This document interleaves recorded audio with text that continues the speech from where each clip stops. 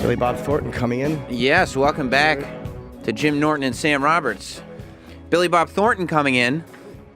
Welcome, man. How are you doing? Oh, not too shabby. Hello. It's good to see you. It's cool, right? Yeah, it's all good. I was watching. I watched the movie last night. Yeah. And I was worried about it a little bit because Bad Santa. By the way, Bad Santa 2 is obviously the movie, and it comes out on November 23rd. And it's such like a gloriously mean movie, you know what I mean? And they're just not made anymore. Right. That you worry that they're gonna do a sequel and kind of, especially now, nice it up, because I feel like 2016 is nicer than 2003 was. Like, it's even tougher to get mean out there. And I was not even a little bit disappointed. It's fucking hilarious. Cool. It really is funny, and I think you guys did a good job. Are you glad that you did it? Oh, yeah, definitely. Yeah. Do you respond better to stuff like that? That's a little harsher, like, because there's nothing worse than softer humor. That's just like it doesn't feel like it lands. Well, I mean, the first one was, it kind of created a subgenre of comedy. It was sort of the first one like that. And then there were, some imitators afterward, bad plumber, and bad, bad pet groomer, and, all these different things. And so, but the thing about Bad Santa is you can't just go out there and be profane and be funny. You have to have something underneath that. Yeah.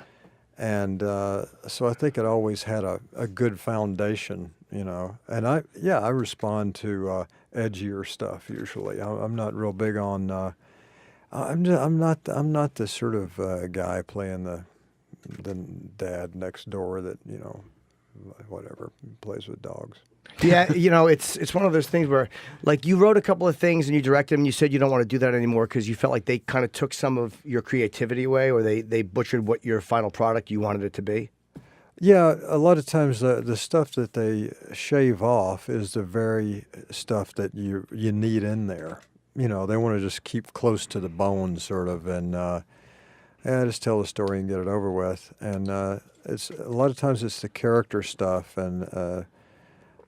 That really gives something its personality, and that's usually the first thing to go. And but I mean, as a director, I think I'm probably obsolete these days anyway, because I was influenced mainly by Southern novelists and also people like John Steinbeck and people like that. And I write stuff that has humor and drama all mixed up. And these days, it's popular for critics to say, well, it couldn't make up its mind what it was. It's like, that's the easy thing to say if something has humor and drama. If you look at the classic movies, most of them do. Right.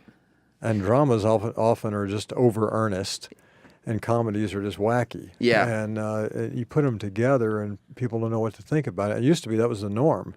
And it's got to also be hard to get those movies made, right? Because it seems like everybody wants to know exactly, where does this fit? Where do we plug it in? Sure. How do we advertise it? Because sure things only. We only do sure things. Well, yeah. I mean, when I was a kid or a teenager or whatever, James Taylor and Black Sabbath were on the same radio station. Right.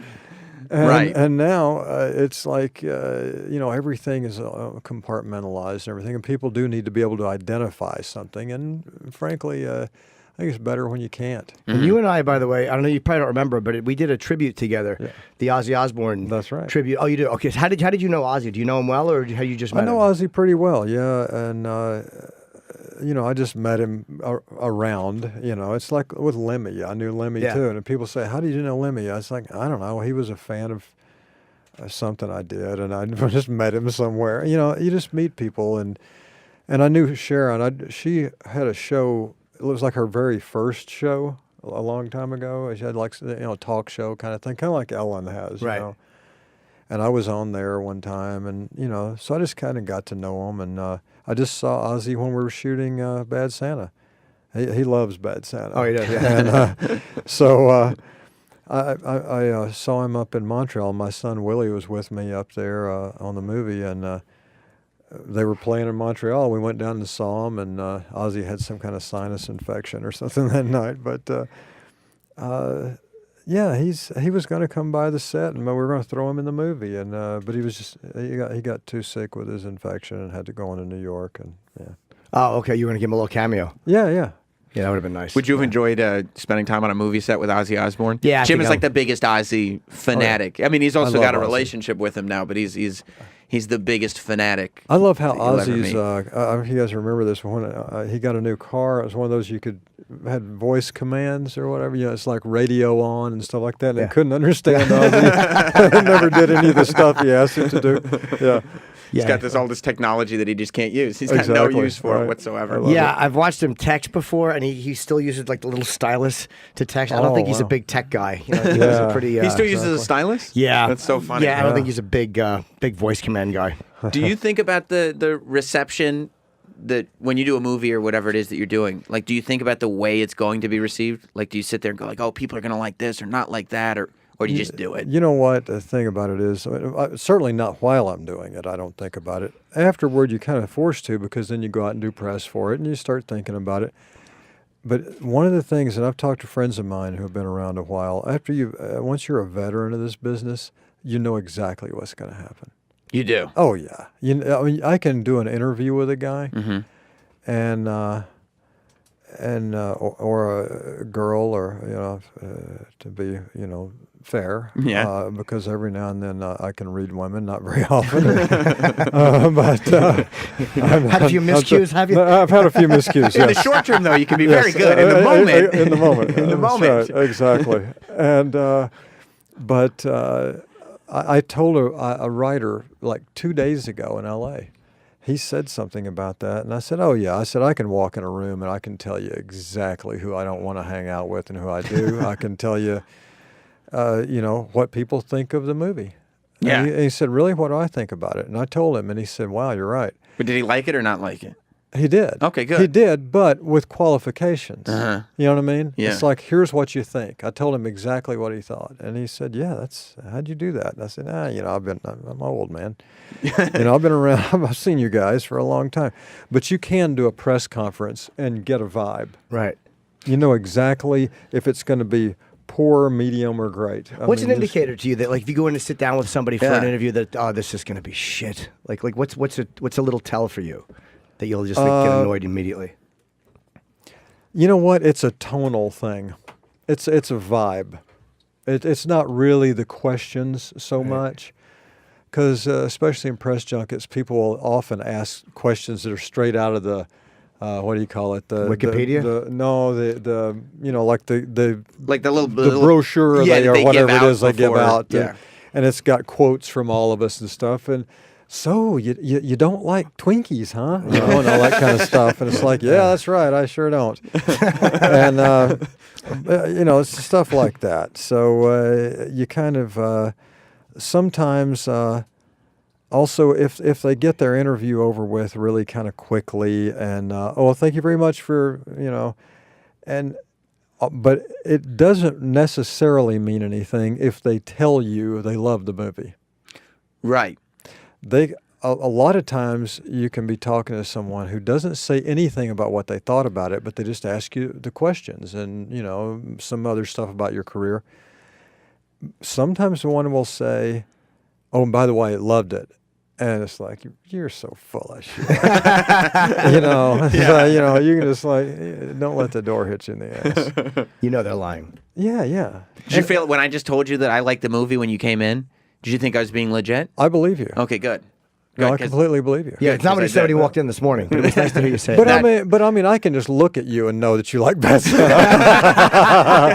You don't even have to say a word. It's like, there's a fan, and we know each other already. Yeah. Yeah. I'm also fascinated with the fact that Dwight Yoakam was based on your dad, like in Sling Blade. That was pretty. Here's what I love about that so much is the character was really a really unlikable guy, but he wasn't so horrible that he seemed cartoonish or made up. It was almost like, that's a real guy. Do you know what I mean? Like, you didn't But you make him saw so abusive that what you made him a human. I saw what made him a person Yeah. and what made him an asshole, and I kind of felt bad when he got killed, but it was just really, that was great. Yeah, Dwight did an amazing job in that thing, and but yeah, I mean, he was only based on that part of my dad. My dad wasn't that bad all the time, but and I've done several characters that I used bits of my dad. My dad was a high school coach, so when I did Friday Night Lights, that was easy. And there was a little bit of Mr. Woodcock in my dad, you know. So, and a character in Monsters Ball was another character that I actually channeled my dad in terms of his manner, like just the way he looked and the way he walked and everything else. He was a drinker?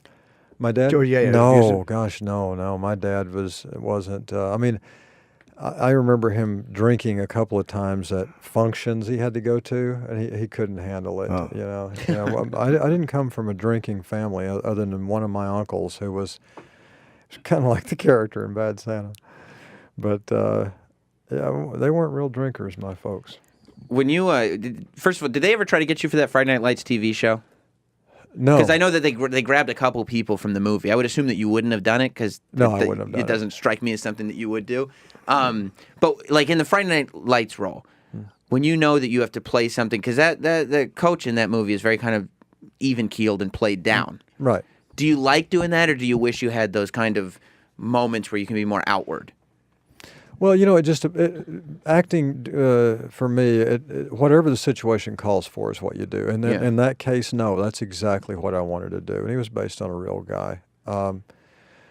You know, Robert Duvall said something to me years ago, and he's been a mentor to me. And he said something that really struck me.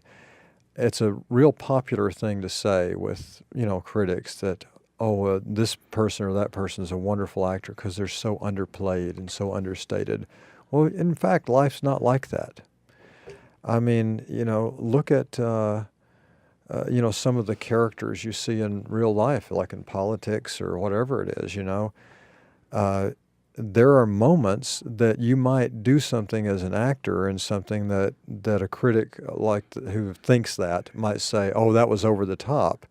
But life is over the top, and life is subtle sometimes. And Duvall told me one time, he said, there's a very thin line between subtle and boring. Yeah. And sometimes, you know, you see people just, you know, do the sort of actor voice for 2.5 hours, and it's like, come on, dude, you know. And it's like, yeah, Susie, one more thing.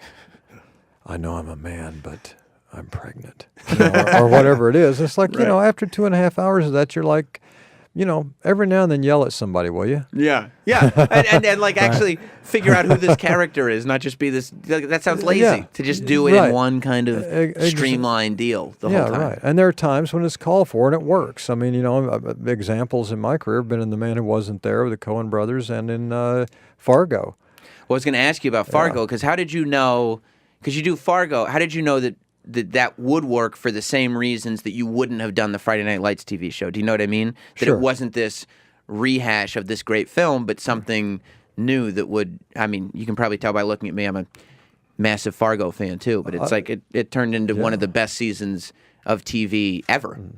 That was a real decision to make. I mean, you know, I know those guys, the Coen Brothers. I've worked with them several times, and they're friends of mine. And I did make a call and ask them if they were cool with it. You know, kind of getting their blessing, if you will. And they what meant something to me is when I read the script, and they did say, yeah, we're on board with this.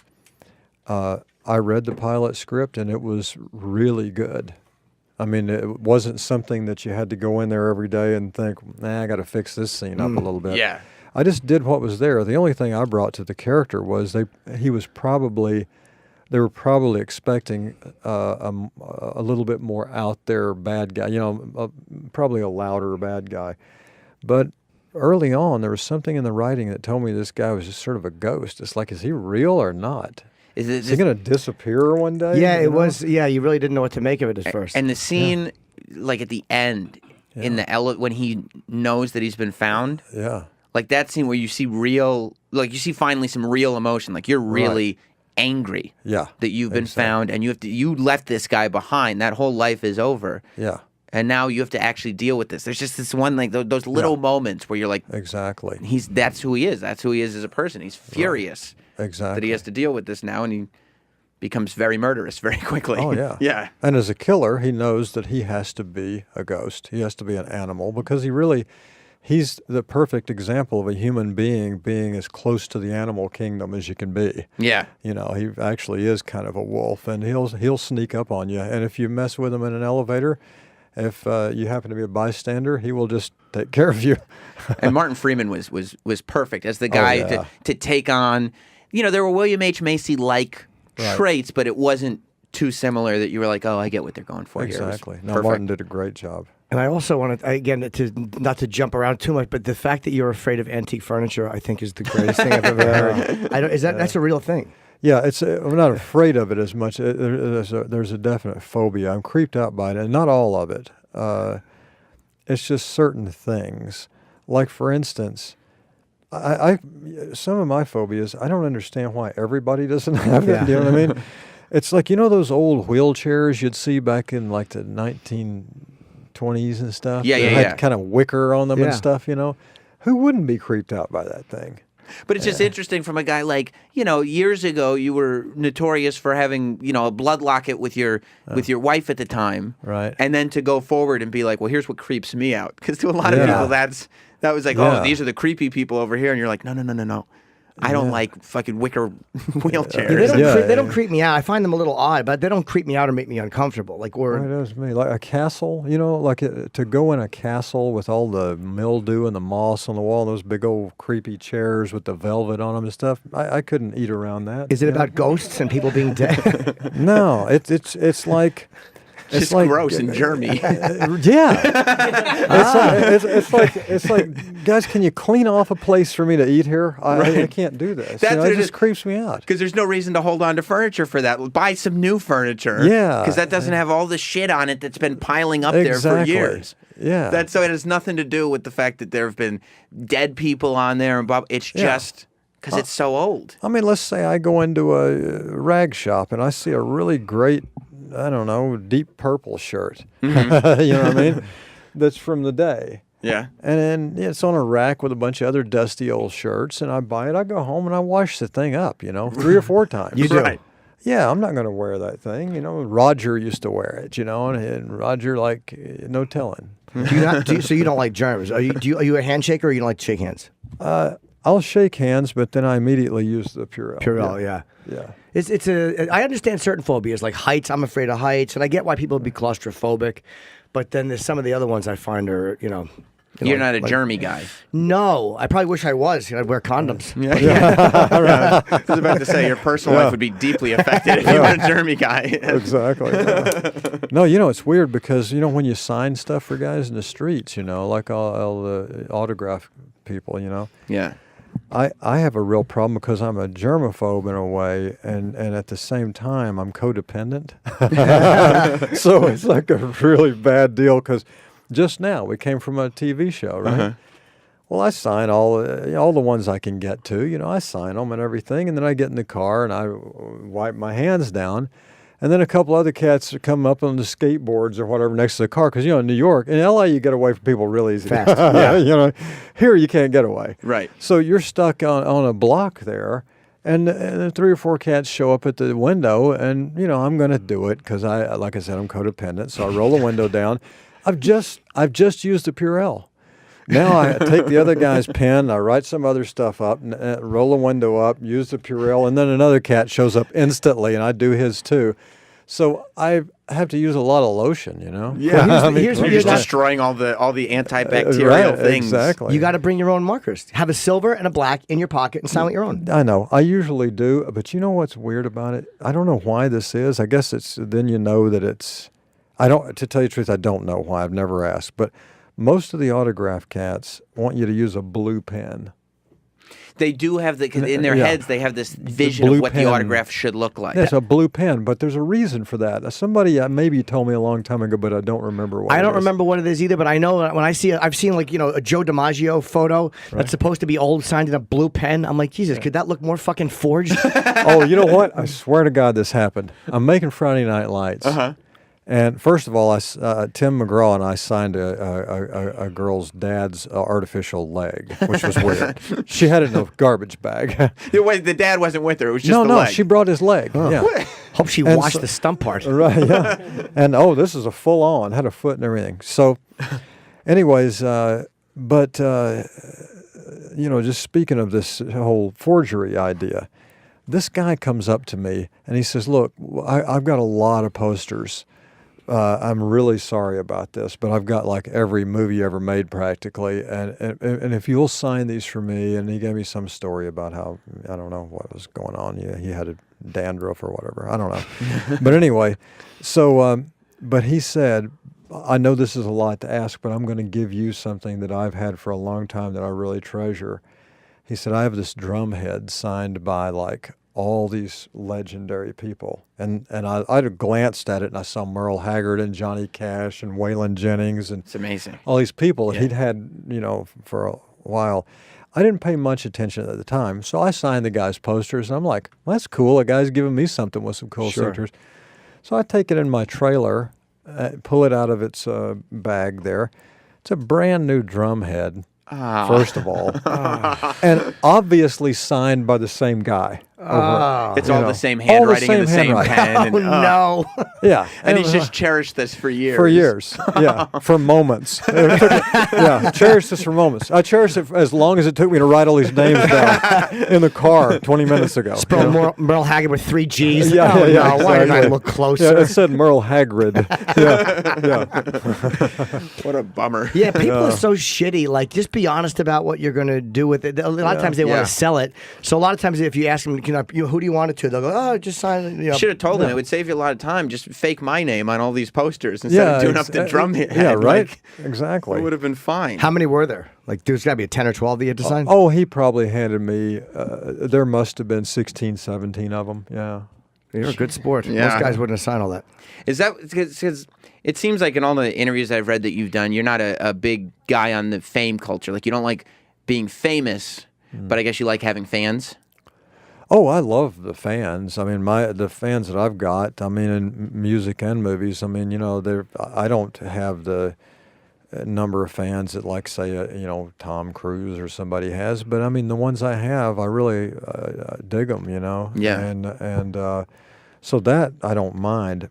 My main thing is the sort of social life of being a part of Hollywood and that kind of thing. So, like, I don't get out much, in other words, like I don't go to every, Midas muffler opening they have, you know what I mean, or whatever it is. It's like, hey, I want to be there too, I just kind of don't go anywhere. You're not the see and be seen guy. Not really. Yeah. I get, I'm still embarrassed by a lot of it, frankly. Like being on a red carpet and everybody yelling your name. It's embarrassing to me. Do you get afraid? Now, you and I are obviously different levels of success, but I'm always terrified when I'm on a red carpet. I just want to go, like, please take my picture. I'm always afraid I'm going to walk on and no one's going to take my photo and it's going to be humiliating. It's always a great opportunity to be totally humiliated. Yeah, that's it's true when they say, does it bother you when, people do this? But it's like, no, it would bother you if they didn't, I guess, But I mean, I don't mind it. I'm just saying that I'm still actually embarrassed by it because, you grow up being, I mean, I'm still a pretty insecure guy, and I always think, what the hell would these people care about me for? And then you get there and they yell out your name, and it's like, I don't know how to, it's like I was never a strip club guy because I didn't know where to look. Does that make any sense? Yeah, because you were insecure about it. You were shy. You didn't want to offend anybody. Like, am I supposed to be looking? Do I look her in the eye? Yeah. Do I look down there? It's like, well, I know I can't do that. That's weird, Yeah. And then you see the really creepy guys that are there every day, and you feel like one of them, and I don't know. So I also never knew how to have the posture of a famous person, if that makes any sense. Yeah. I don't know how to do that. I don't have that swagger. Uh-huh. I know how to just stand there like a dope and let them take my picture, you know what I mean?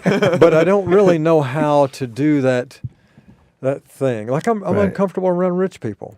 Like you go to a big party at like some gigantic mansion and everybody's got that attitude and they're all talking about their favorite ski resorts and stuff. Just don't know how to be the guy. Right. I mean, I was a dirtbag. I mean, what am I, now look at me. I mean, so I mean, not a dirtbag, but I mean, I grew up poor and I didn't have much, and then you get famous, and then all of a sudden you get money, and then you're supposed to know how to act. I still don't know how to act. I keep getting afraid that people are going to find out I'm not, I don't belong. Like, I'm going to be in the middle of talking to some people who are entertainers or whatever, and then someone's just going to walk in and go, oh, he's a fake, and they're all going to go, oh my God, you are, and I'm going to have to leave. That's Well, what I I'm thought afraid that of. before. It's like after 36 years in this business, I think someday somebody's going to walk up and say, sir, there's been a terrible mistake. And we all realized you it together. weren't supposed to get in here. It's insane too, because Right? like you think, what about all this stuff I've done? Yeah, it doesn't count anymore. Yeah, it's Yeah, invalidated. doesn't matter. We're erasing it. It's over. No. You weren't supposed to get that. Yeah. And they said we have to wrap up because he has other, I guess, Travis, he has other things? Yeah. Okay. He's got a couple other interviews to do. It's interesting though, because this is D-Bag. He Hey. works for us. Yeah. And he wanted you to sign something for him. Right. But then I told him a quote that you had once said recently, which was, and I love the quote. Well, hold on. What did you want on the sign, first of all? A sling blade poster. A Sling Blade poster. Oh, you wanted, okay, and that's cool, right? 96. Yeah, of course. Because you had said, sure, I'll sign your Sling Blade DVD, and you can go home and fuck missionary like a metronome and never have an original creative idea in your life. No, that was in reference to people who bring Sling Blade posters for me to sign when we're in concert, when I'm playing on tour with the band. Oh. I see. See, yeah. It's when in other Wipe the words, sweat off his brow. in other words, you go up and you do a 2-hour show. Yeah. And you come off stage, and you're selling your record, and we never expect to be Bruce Springsteen. Look, this is the only way we even are able to tour is selling these records and the posters from that we sell at the shows. Yeah. And so I don't mind signing the movie stuff to the people, but if they've got a stack of Sling Blade posters, and you just did a show, Right. and they might not even have come to the show.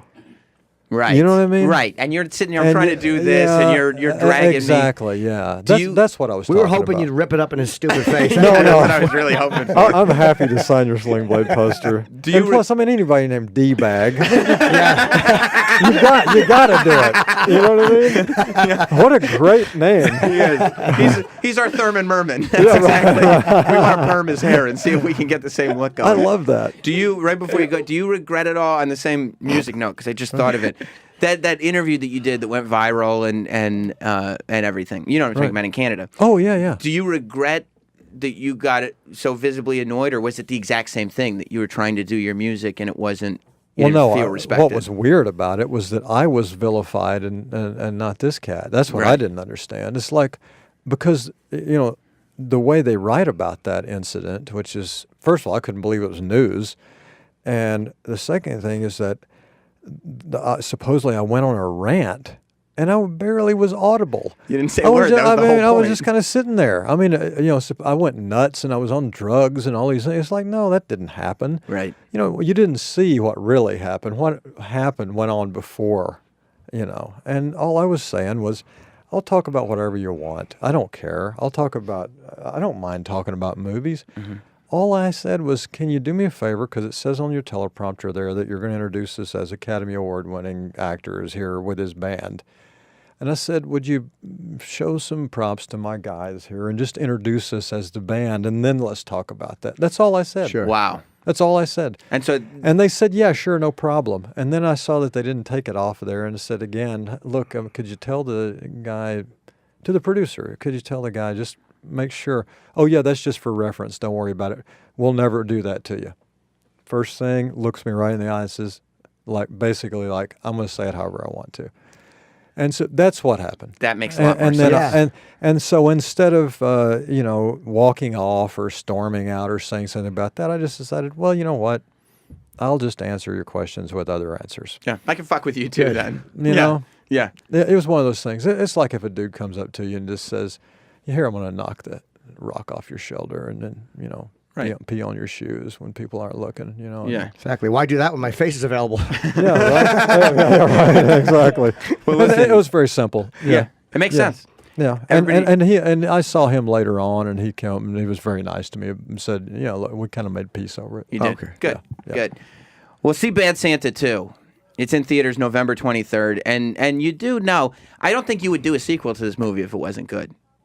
I would not have. I no. don't think you would. And it was very, very funny. And there's a lot of good people in it. So check it out. Billy Bob Thornton.